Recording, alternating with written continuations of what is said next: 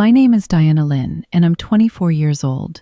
6 months ago, my mother gave away my car, the SUV my grandmother had gifted me for my 24th birthday. She handed the keys to my sister and told me Wilson needs it more. You're single. Uber is more convenient for you.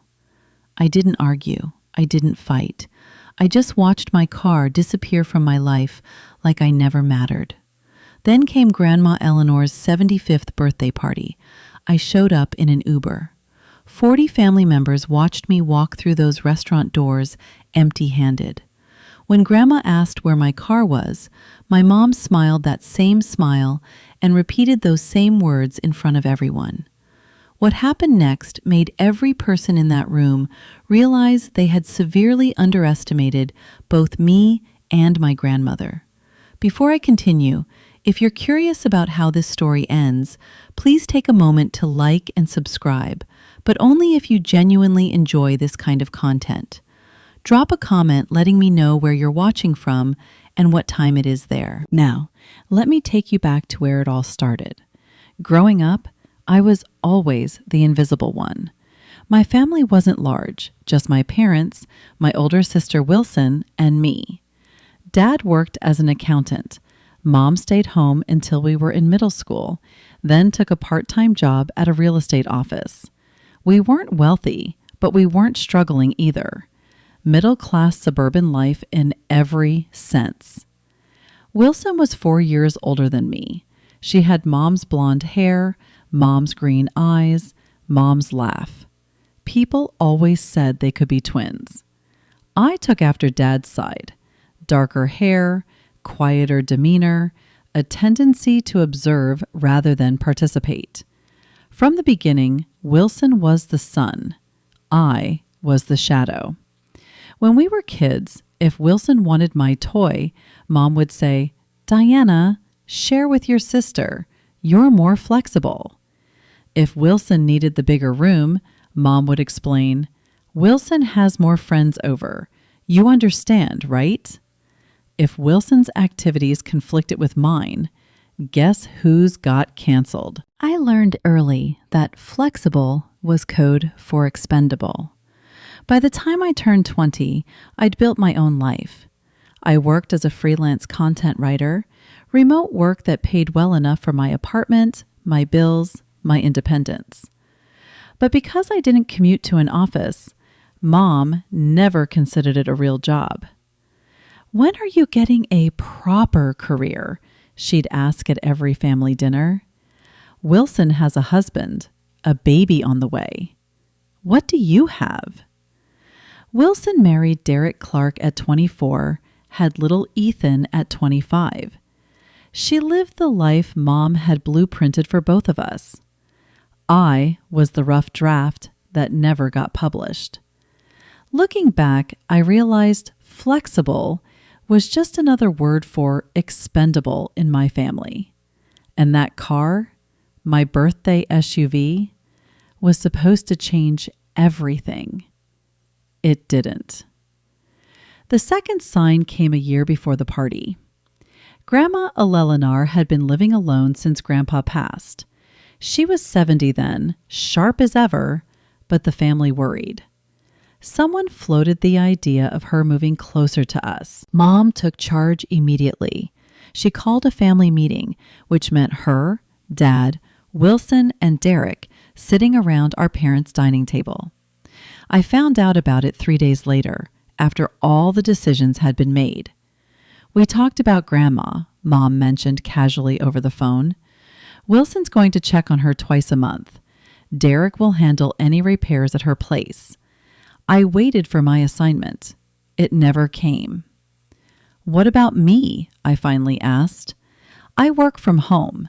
I could help with—" "Oh, sweetie, you're so busy with your little computer thing." Mom's voice dripped with dismissal. "Let Wilson handle it. She's better with people anyway." Better with people, right?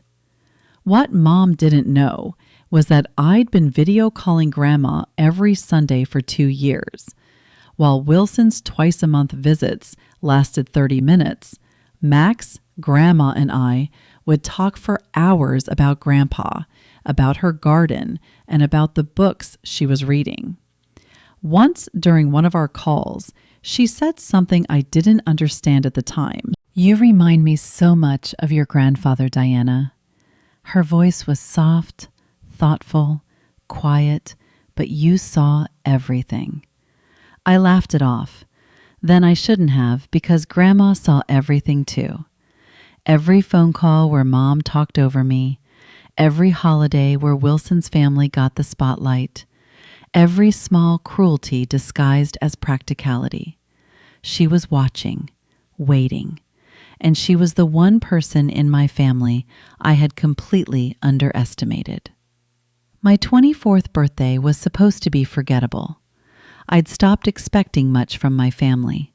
A card, maybe dinner if Mom felt generous. The bar was underground, and somehow they still found ways to trip over it. But that year was different.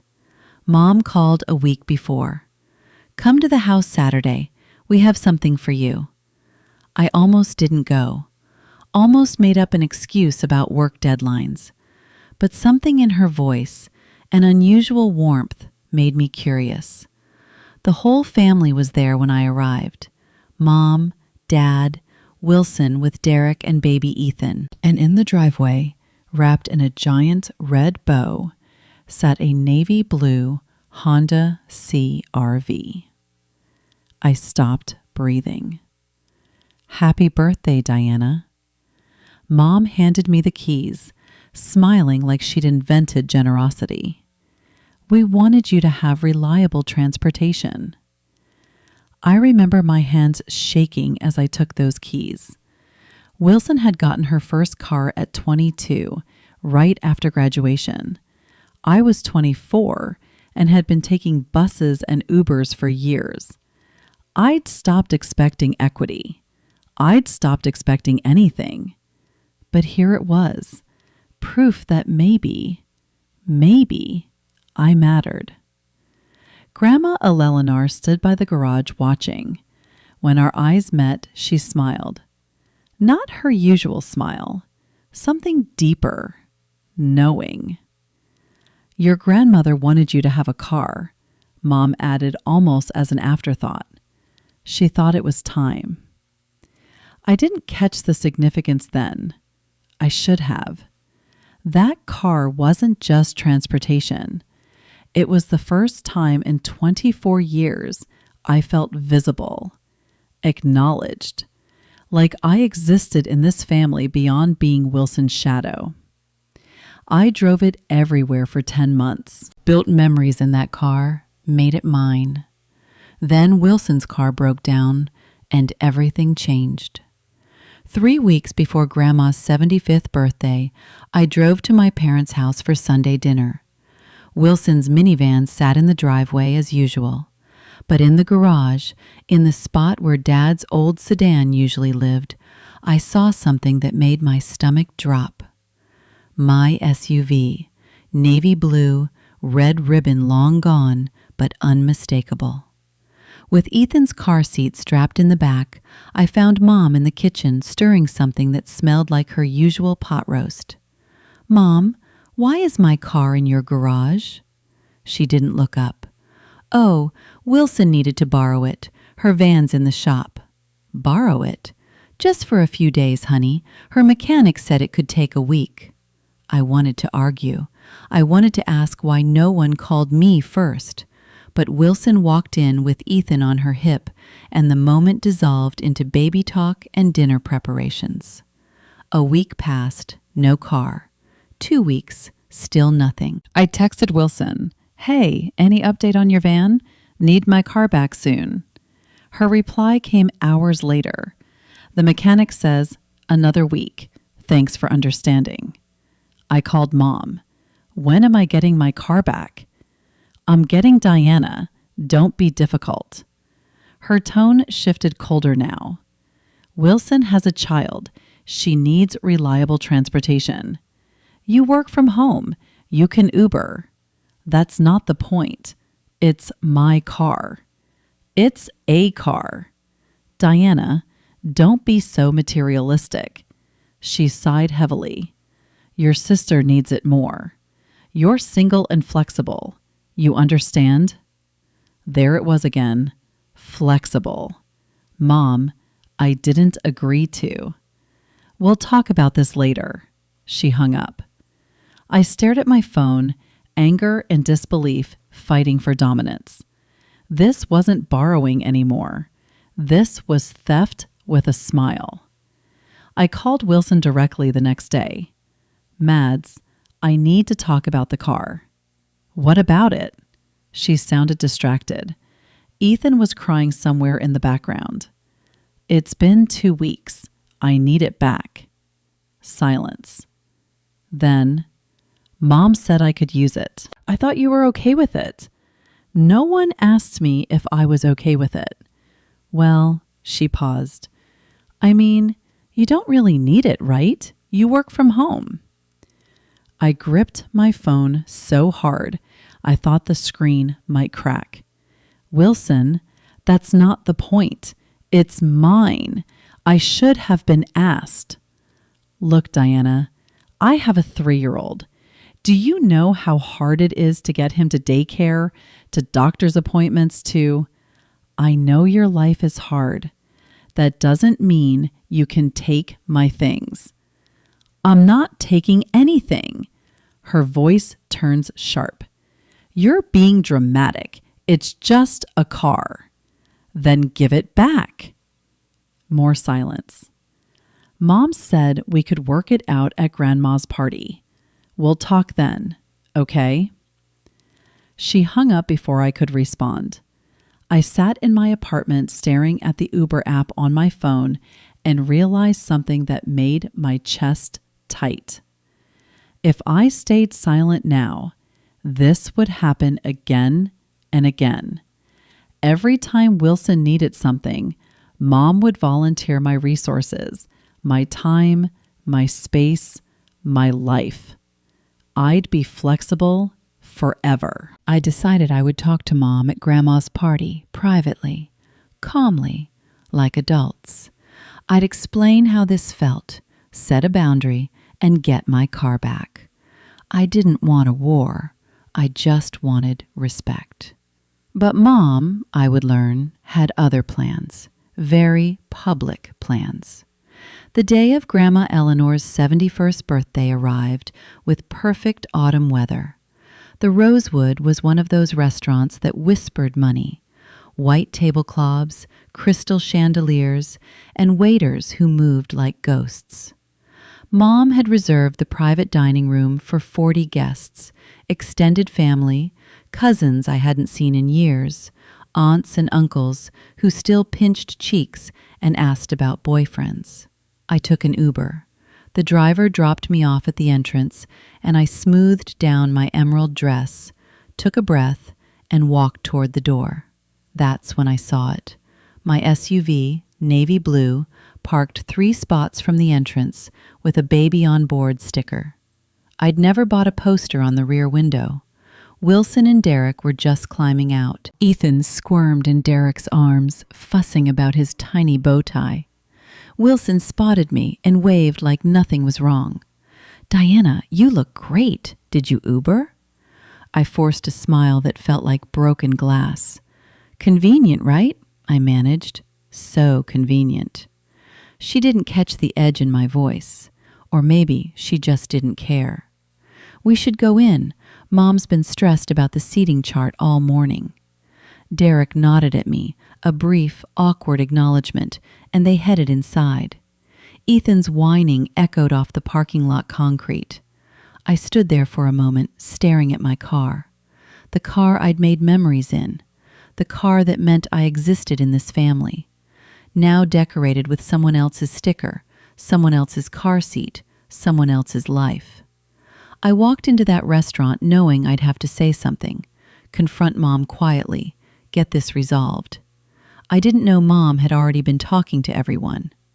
The private dining room buzzed with conversation and clinking glasses. Grandma Eleanor sat at the head of the long rectangular table, elegant in navy blue, her silver hair swept back. At 70, she still had the posture of a dancer and eyes that missed nothing. I found my seat predictably at the far end, near the cousins I barely knew. The first hour passed in small talk and appetizers. Uncle Connor gave a toast. Aunt Patricia shared childhood stories about Grandma that made everyone laugh. Then, during the main course, Grandma looked directly at me. "Diana, sweetheart." Her voice cut through the chatter. "I noticed you arrived alone. Where's that beautiful car we got you for your birthday?" 40 heads turned my way. Before I could open my mouth, Mom's voice rang out from across the table. "Oh, Diana gave it to Wilson." She beamed like she was announcing a charity donation. "Wilson has little Ethan, you know. She needed reliable transportation for the baby." She turned to the relatives nearby, her smile widening. "Diana is so understanding. She knows her sister needs it more. We're so proud of how generous she's become." Murmurs of approval rippled through the room. How sweet. Such a good sister. Family helps family. I sat frozen, my fork suspended halfway to my mouth. Mom had just rewritten history in front of everyone. I didn't give anything. I was robbed in slow motion. Grandma's eyes hadn't left my face. She tilted her head slightly. "You gave it away, Diana." Her voice was calm, too calm. Or was it taken? The murmurs stopped. Mom's smile flickered for just a moment, and I felt the entire room shift. Mom. Salwa laughed nervously. "What a question. Of course Diana gave it willingly. She's not a child." Grandma didn't laugh. She set down her fork with deliberate precision. "I'm asking Diana, not you, Salwa." Every side conversation died. 40 pairs of eyes bounced between my grandmother and me like spectators at a tennis match. I swallowed hard.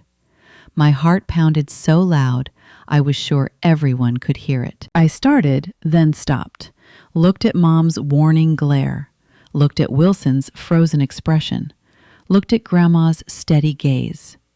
"No one asked me," I finally said. "I was told Wilson was borrowing it for a week. That was 3 weeks ago." 3 weeks, Grandma repeated. I tried to get it back. My voice grew stronger. Mom said Wilson needed it more because she has a family. Because I'm single, I paused. Because I'm flexible. The room had gone completely silent. Mom stood up, her chair scraping against the hardwood floor. "This is a small family matter, everyone. Nothing to worry about." "Small?" Grandma's voice cut like ice. "A car worth $30,000 is a small matter?" Someone gasped. I think it was Aunt Patricia. Salwa's face drained of color. "Mother, can we please discuss this privately?" "You made it public, Salwa." Grandma's eyes never wavered. "You announced to this entire room that Diana gave away her car. If that's a lie, it should be corrected in the same room." I looked at Grandma, really looked at her for the first time that night. This wasn't the sweet old woman who baked cookies and told stories about the war. This was someone else entirely. Someone who had been watching, waiting, and her moment had arrived. Grandma turned to face my mother fully. Her movements were unhurried, controlled. "Salwa, let me ask you something." She folded her hands on the table. "Do you remember coming to me last year before Diana's birthday?" Mom's jaw tightened. "Mother, this isn't the time." "Do you remember what you asked me for?" Silence. Uncle Connor shifted uncomfortably in his seat. Aunt Patricia leaned forward, her brow furrowed. "You asked me for money," Grandma continued, her voice carrying to every corner of the room. "From the family trust. You said you wanted to buy Diana a car for her 24th birthday. A proper gift, you said, to show her she mattered. My breath caught in my throat. Mom's face had gone from pale to almost gray. You said, and I remember this clearly, Salwa, you said you wanted to do something special for your younger daughter because you knew she often felt overlooked. Grandma's eyes hardened. Those were your exact words. Whispers erupted around the table. I saw cousins exchanging confused glances. Derek was staring at his plate like he wished he could disappear into it. So tell me, Grandma leaned forward slightly, what did you promise me in exchange for that money? Mother, please, what did you promise? Mom's lips pressed into a thin line. She looked around the room at her siblings, at her nieces and nephews, at the 40 witnesses to her unraveling, and said nothing. Aunt Patricia spoke up softly. Salwa, what is she talking about? I watched my mother struggle. For the first time in my life, I saw her without her armor of confidence and control. And I realized the car wasn't just a gift from my parents. It never had been. I'll tell you what she promised. Grandma's voice was steady as steel. She promised that car would belong to Diana. Only Diana. She signed a paper saying so. The room erupted in murmurs. Mom's face contorted.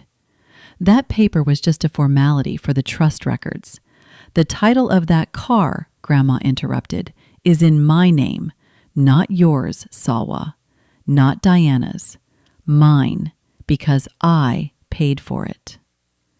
I felt like the floor had dropped out from under me. What? The word escaped before I could stop it. Grandma looked at me, and her expression softened for just a moment.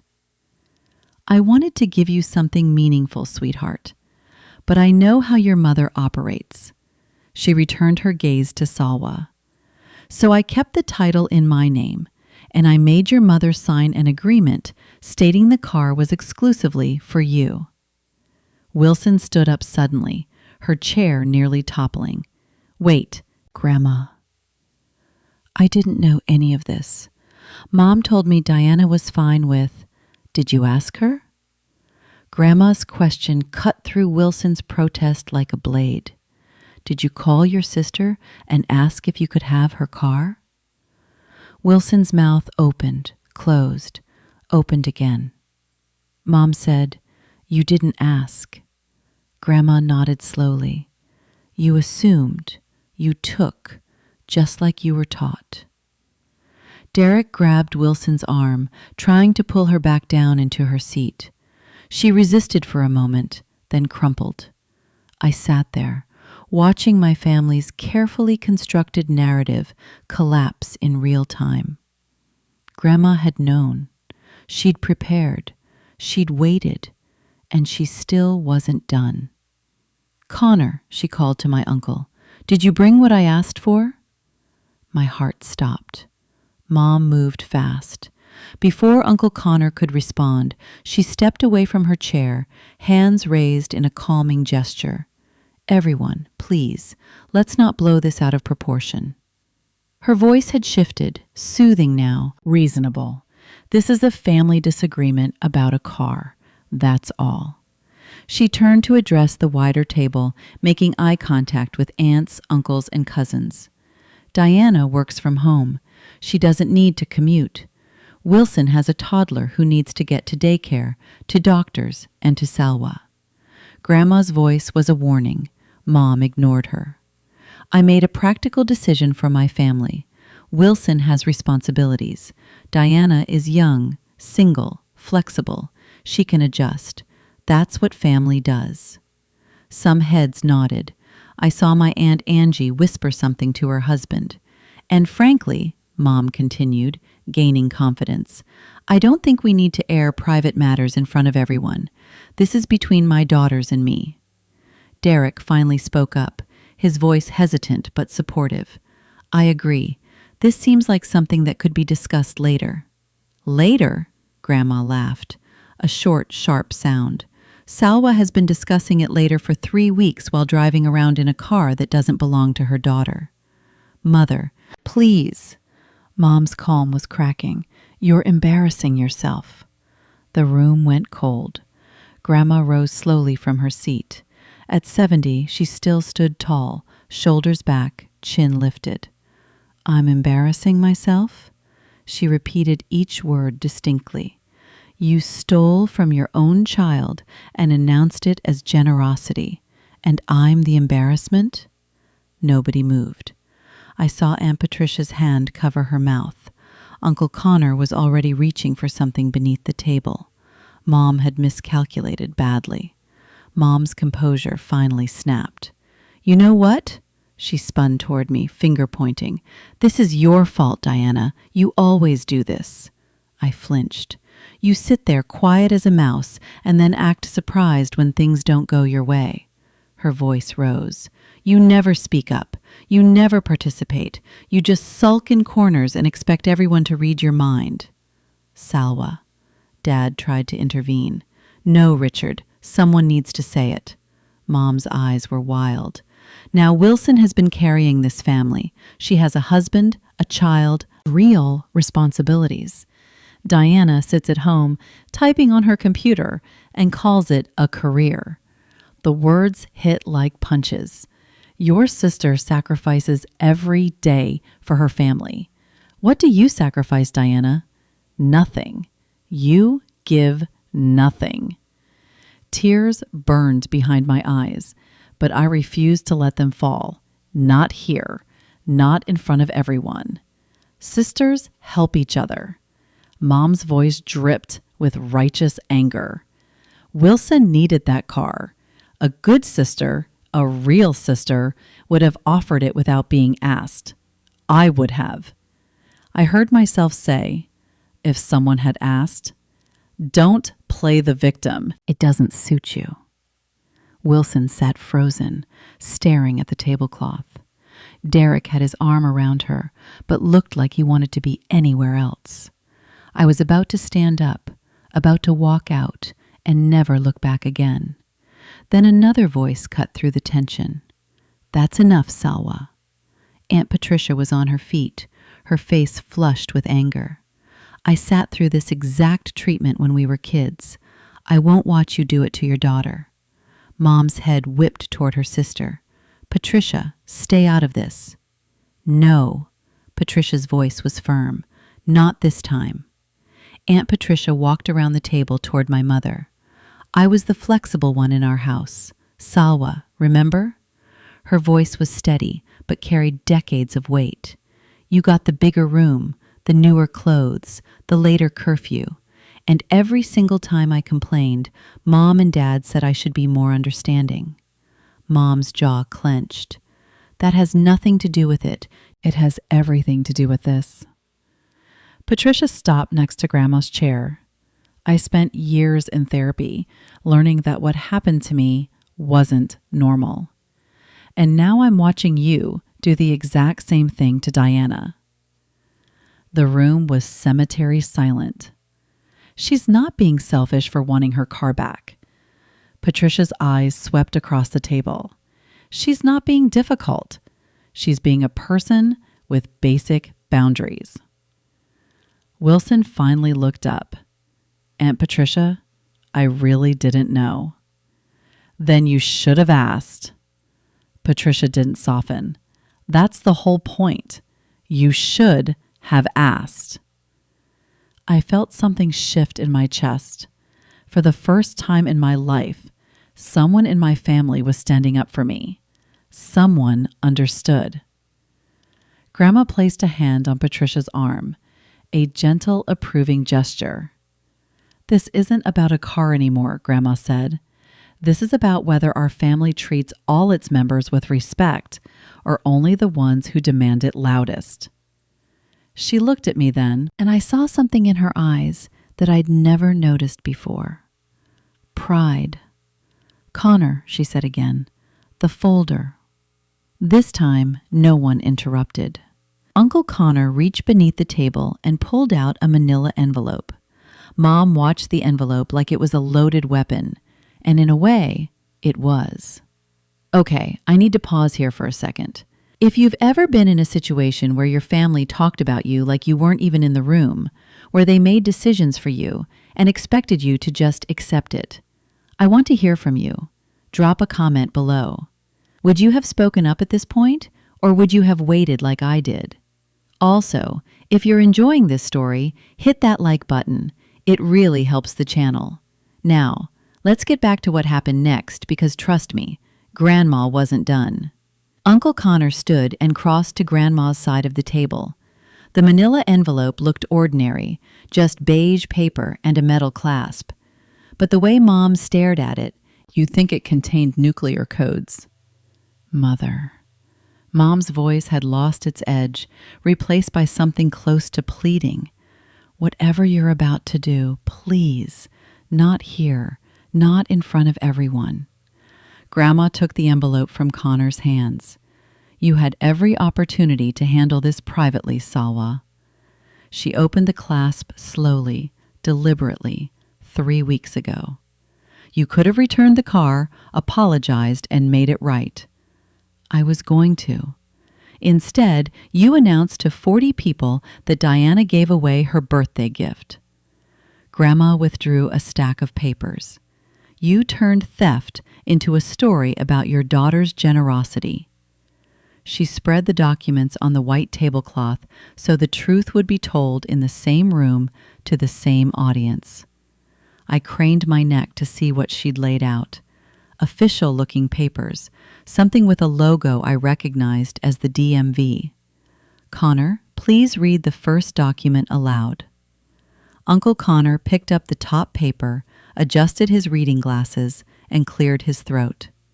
Vehicle registration, State of California. He paused, finding the relevant line. Registered owner, Eleanor Mitchell. Gasps rippled through the room. That's just for convenience, Mom stammered. For tax purposes, everyone does that. Do they? Grandma's eyebrow rose. Connor, continue. He turned to the next document. This appears to be some kind of agreement. He scanned it quickly, his expression shifting from confusion to understanding to something like grim satisfaction. Read it, Grandma instructed. All of it, every word. Mom's hands were shaking, and I finally understood what was about to happen. Uncle Connor's voice carried across the silent room. Family Trust Disbursement Agreement dated March 15th of last year. He paused, then continued reading. I, Salwa Lynn, hereby acknowledge receipt of $28,000 from the Mitchell Family Trust. Someone whispered, 28,000? Connor kept going. These funds are designated for the purchase of a vehicle as a birthday gift for my daughter, Diana Lynn. He looked up briefly, then returned to the document. I confirm that this vehicle will be registered in Eleanor Mitchell's name, but will serve as the sole property of Diana Lynn for her personal use. My heart hammered against my ribs.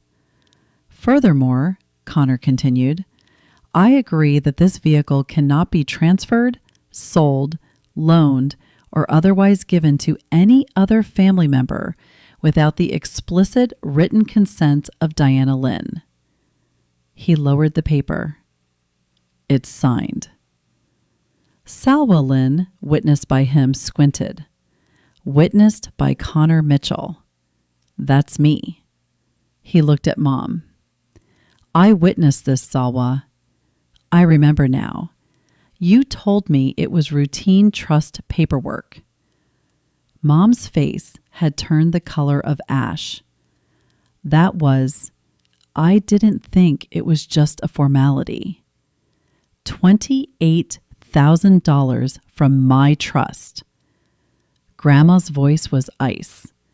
Given specifically for Diana, with explicit conditions you agreed to in writing. Aunt Angie leaned over to her husband. She signed a legal agreement. "It appears so," he murmured back. Wilson was crying now, silent tears tracking down her cheeks. Derek held her, but kept his eyes fixed on the floor. "Do you understand now?" Grandma addressed the room. This wasn't a family car that Salwa could redistribute as she pleased. This was Diana's property, funded by me, protected by contract. She paused, and Salwa took it anyway. "There's more." Grandma gestured for Connor to continue. He pulled out another sheet. "This one is handwritten, the ink slightly faded. This appears to be a personal letter of commitment." Connor examined it closely. "Also signed by Salwa." Mom made a sound like a wounded animal. "I don't see why." "Read it, Connor." He cleared his throat and began to mother. "I promise that the car purchased with your gift will remain Diana's and Diana's alone. I understand that she has often felt overlooked in our family, and I want this gift to show her that she matters. I will never take this car from her or allow anyone else to use it without her explicit permission." Connor's voice cracked slightly. "I am grateful for your generosity and will honor this commitment. Your daughter, Salwa." The room was frozen. I couldn't breathe, couldn't think. My mother had written those words, acknowledged that I felt overlooked, promised to do better, and then broke every single promise. "That letter," Grandma said slowly, "was your idea, Salwa, not mine. You wanted to put your commitment in writing to show me you understood." Mom's lips moved, but no sound came out. "Did you lie to me then? Or did you simply forget your promises the moment they became inconvenient?" Aunt Patricia shook her head in disgust. Uncle Connor set down the papers like they burned his hands. Wilson sobbed openly now. "Mom, how could you? You told me Diana didn't care about the car." I thought Mom's voice finally broke through. "I thought it would be fine. She never complains. She never had to." Grandma's words fell like a gavel. That was the whole point. The verdict was in. Wilson stood up abruptly, mascara streaking her cheeks.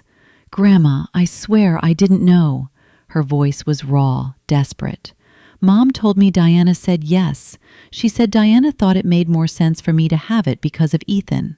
Grandma regarded her eldest granddaughter without warmth. "And you believed that without question?" "I did." "Did you call your sister, text her, or send a single message asking how she felt?"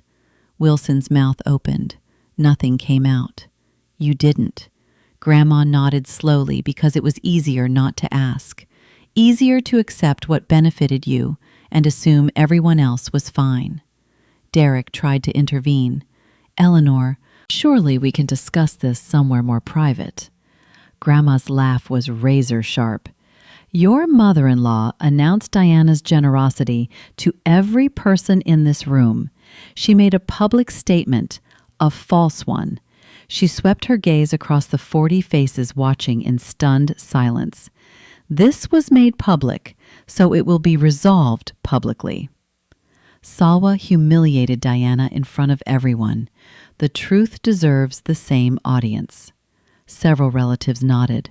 I saw Aunt Patricia's hand reach for mine under the table, squeezing gently. Diana didn't give away anything. Grandma's voice rose.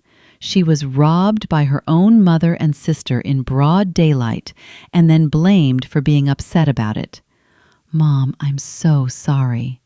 Wilson turned to me, tears flowing freely. "I really am. I should have asked." For the first time that evening, I saw something genuine in my sister's face. Not the entitled assumption I'd grown used to, something closer to shame. I didn't respond. Couldn't yet, because Grandma was reaching for one final document, and I knew we weren't done. Grandma rose from her chair. At 70 years old, standing at the head of that long table in her navy blue dress, she looked like a queen about to deliver a royal decree. Here is what will happen. Her voice left no room for negotiation. The car will be returned to Diana tonight before anyone leaves this restaurant. Mom's head snapped up. Tonight? But Wilson needs to figure out her own transportation, like every other adult. Grandma turned to my sister. Wilson, give me the keys, now. For a moment, I thought Wilson would argue. Her jaw tightened. Derek's hand gripped her shoulder. Then she reached into her purse and pulled out a keychain. My keychain? The one with the small silver compass charm. I'd bought it at a flea market the week after I got the car. She walked toward me, each step heavy. I'm sorry, Diana. Her voice was barely a whisper. I really am. She placed the keys in my palm. The metal was warm from her purse. Familiar weight. My keys. My car. Mine again. Thank you, I said quietly. Just 2 words. That was all I could manage. Grandma nodded, satisfied. And Salwa, she turned to my mother, you owe your daughter an apology, not for the car, but for the way you've treated her, for making her invisible in her own family.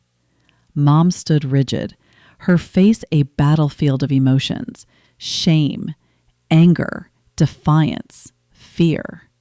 Salwa. Grandma's voice hardened. Now 40 people held their breath, and my mother, for perhaps the first time in her life, had absolutely nowhere to hide. Mom's face had turned the color of old brick, flushed, mottled, and barely contained. Diana. The word came out tight and forced. I apologize. I should have asked you before letting Wilson use the car. That was it. A thin, technical admission. Nothing real. Grandma's eyes narrowed. That's your apology for 3 weeks of theft and for lying to everyone here? For humiliating your daughter in front of her entire family? I said I was sorry. You said words. There's a difference. The tension in the room was unbearable. I could hear someone's watch ticking 3 seats away. But something had shifted in me during the past hour. I'd watched my mother lie, deflect, attack, and finally squirm under the weight of truth. I'd seen who she really was, and I realized I didn't need a genuine apology from her. I needed boundaries. Mom. I stood up, keys still clutched in my hand. I accept your apology. Relief flickered across her face. But I need you to understand something. I kept my voice steady and professional, the tone I used with difficult clients. From now on, for any decision that involves me, my property, or my life, you ask me directly. Not through Wilson, not through Dad. Me, Diana. I've always. You don't decide for me anymore. I held her gaze. I'm not the flexible one. I'm not the backup option. I'm your daughter, and I deserve to be asked. The room was silent. Grandma watched me with something I'd never seen directed at me before. Pride. Real, unconditional pride. That's my granddaughter, she said softly. And for the first time in 24 years, I felt like I actually existed in this family. Grandma wasn't finished. She waited until I sat down, then addressed the room again. There's one more matter to discuss. Mom groaned. Actually groaned like a teenager being scolded. The Mitchell Family Trust. Grandma folded her hands. As most of you know, your grandfather established this trust before he passed, It was meant to help future generations of our family. Nods around the table. This was common knowledge. Until now, I've distributed trust funds through my children, Sawa, Connor, and Patricia. They submitted requests on behalf of their families, and I approved or denied them. She paused, letting the words settle. That ends today. Mom's head snapped up. What? From this point forward, I will work directly with each grandchild. No intermediaries, no parents deciding who deserves what. Her gaze swept the table, landing on each cousin in turn. You're all adults. You can speak for yourselves. Uncle Connor nodded slowly. That seems fair. More than fair, Aunt Patricia agreed. But Mom looked like she'd been slapped. Mother, you can't just... The trust has always been managed through you.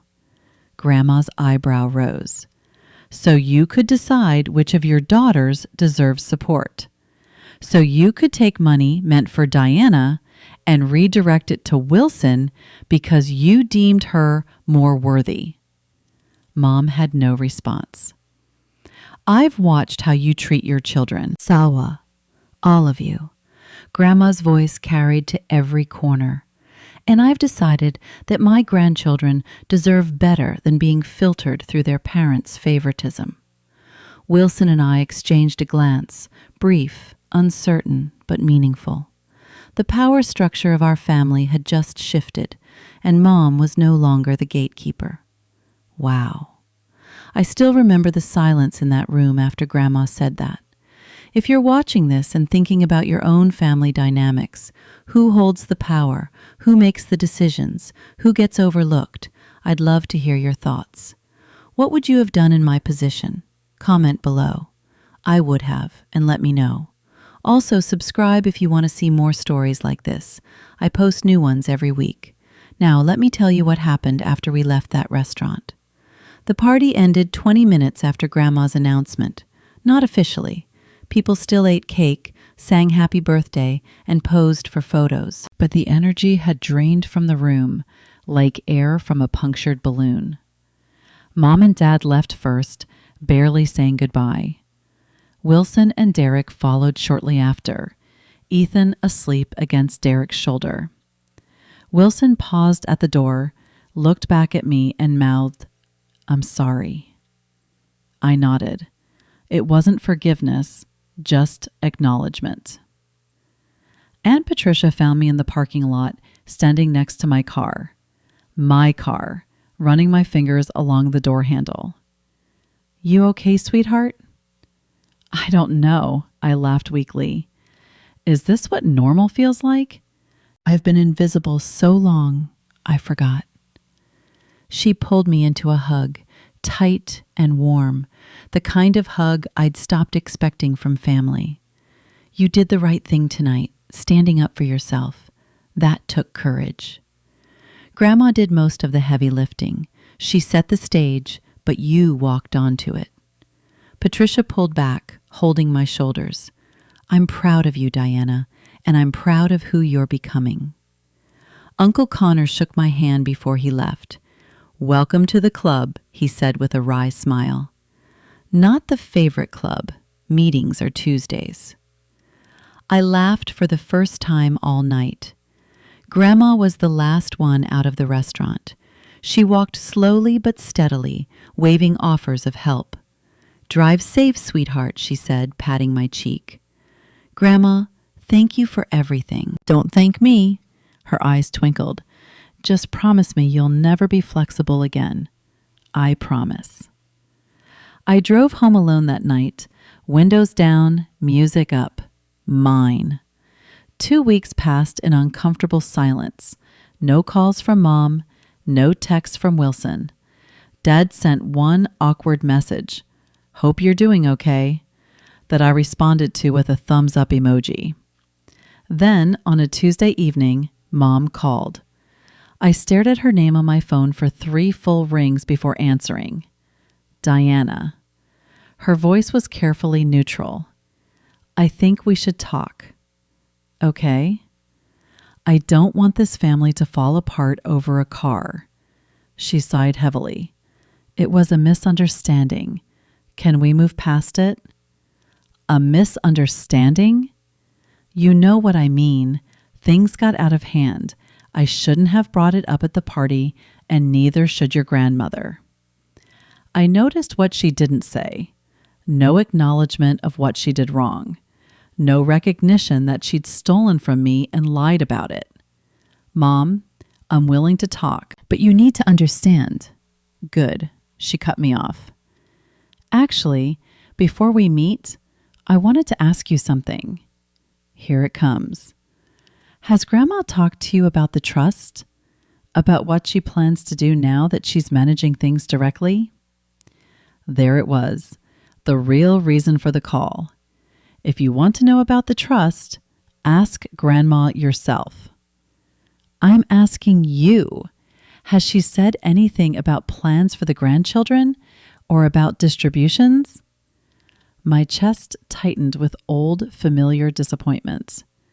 Mom, if the only reason you're calling is to find out if I'm getting money from Grandma, then this conversation is over. I kept my voice steady. When you want to talk about what actually happened, I'll be here. Goodbye, Mom. I hung up before she could respond. Some things I was learning couldn't be fixed with a phone call. A month after the party, Wilson texted me. Not about cars, not about Grandma or trusts or family drama. Just, can we get coffee? I need to talk. Really talk. I hesitated. Part of me wanted to ignore it to protect the peace I'd finally found, but another part, a quieter part, remembered that Wilson hadn't chosen to be the favorite any more than I'd chosen to be overlooked. We met at a small cafe near my apartment. Wilson arrived looking exhausted, dark circles under her eyes, hair pulled back in a messy ponytail. Nothing like the polished older sister I'd grown up envying. Thanks for meeting me. She wrapped her hands around her coffee cup. I wasn't sure you would. I wasn't sure either. We sat in silence for a moment. I've been thinking a lot since the party, Wilson finally said, about everything. About how I never questioned things. About how I just took. Wilson, let me finish.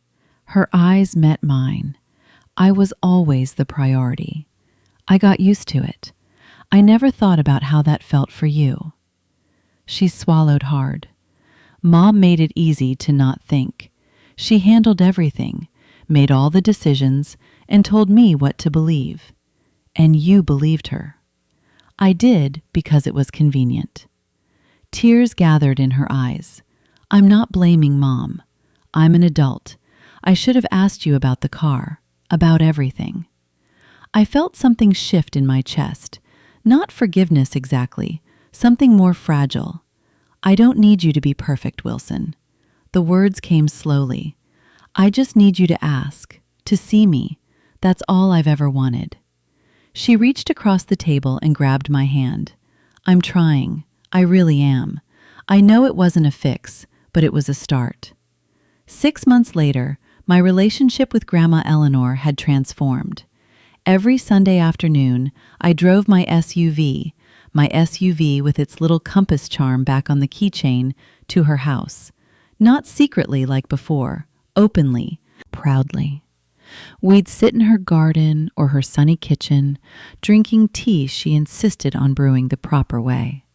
She'd tell me stories about Grandpa, about their early years together, about the family before it got complicated. You know why I like you, Diana? She said one afternoon, pruning her rose bushes. Because I'm your favorite, she laughed. Because you remind me of me. I set down my tea. What do you mean? I was the flexible one too. Her voice softened. The youngest girl in a house full of brothers. I learned to be invisible, to take what was given and never ask for more. She touched a white rose, adjusting its position toward the sun. Your grandfather was the first person who actually saw me. He said I was wasting myself being small. She smiled, lost in memory. He made me promise to never shrink again. I thought about all the years I'd spent shrinking, making myself smaller so others could feel bigger. I wish someone had told me that sooner, I said. Grandma turned to me, her eyes bright. I'm telling you now. She reached out and squeezed my hand. I wish I'd had someone in my corner sooner. That's why I'm in yours. I hugged her then, properly, the way I should have hugged her years ago. Thank you, Grandma, for everything. Don't thank me, she patted my back. Just keep being exactly who you are. That's all the thanks I need. Some lessons take 70 years to teach, but they're worth every moment of waiting. So where do things stand now? My relationship with Mom is complicated. We talk, but carefully. She knows there are lines she can't cross anymore. Sometimes I catch glimpses of the mother I wish she'd been, moments of genuine warmth that make me wonder what could have been different. But I don't wait for her to change. I've stopped expecting her to see me the way I needed to be seen. Wilson and I are rebuilding slowly. She's learning to ask before assuming, and I'm learning to trust that she actually wants to know. We'll never be close the way some sisters are, but we're honest with each other now, and that's more than we ever had. Dad stays neutral, which is its own kind of choice. I've accepted that about him. And Grandma. Grandma taught me the most important lesson of my life.